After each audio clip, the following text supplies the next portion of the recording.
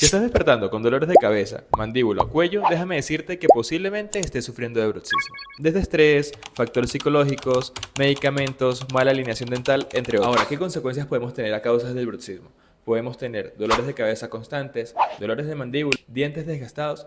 El tratamiento de tu bruxismo va a depender de un correcto diagnóstico temporomandibular, donde vamos a determinar si usaremos tratamientos a base de guardas oclusales como estas que puedes ver aquí, un tratamiento farmacológico o de fisioterapia o una combinación de todos. Si estás sufriendo de bruxismo o algún trastorno temporomandibular, te invito a agendar consulta.